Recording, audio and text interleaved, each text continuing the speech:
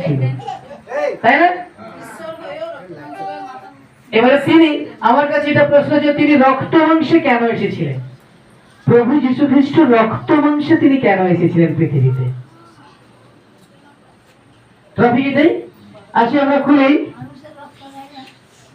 ইব্রিয়, আমরা খুলি ইব্রিয় পুস্তক খুলি 2 অধ্যায় 14 পদ। ইব্রিয় 2 অধ্যায় 14 পদ খুলি আমরা। পেয়ে গেছো?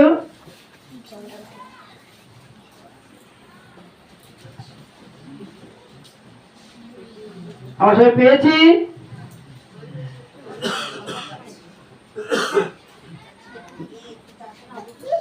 সকলে পেয়েছি? কে পড়বে এই পদ?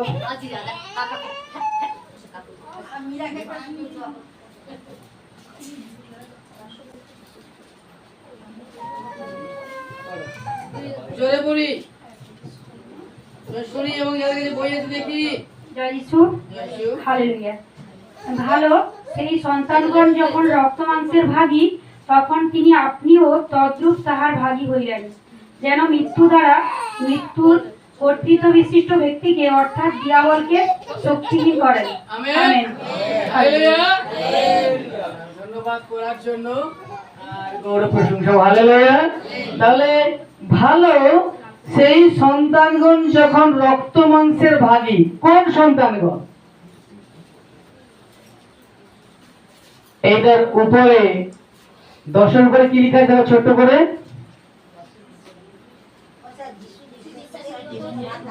যিশু বিশ্বাসীদের জ্যেষ্ঠ। জ্যেষ্ঠ মানে কি? বড় ভাই, তাই তো? তাহলে প্রভু যীশু খ্রিস্ট নিজে আর বিশ্বাসীদের বড় ভাই, তাই তিনি বলছেন ভালো, সেই সন্তানগণ রক্ত মাংসের ভাগী। তাহলে কোন সন্তানের কথা বললো?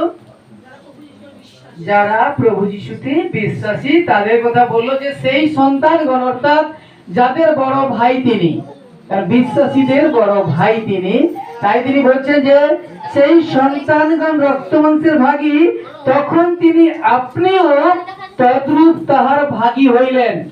তদ্রূপ তাহার ভাগী হইলেন, তাহলে সেই রক্ত মাংসের ভাগী হতে হলো। তিনি সম্পূর্ণ কিন্তু 100% ঈশ্বর, আবার তিনি কিন্তু রক্ত মাংসে আমার আপনার মতো 100% রক্ত মাংসের মানুষ।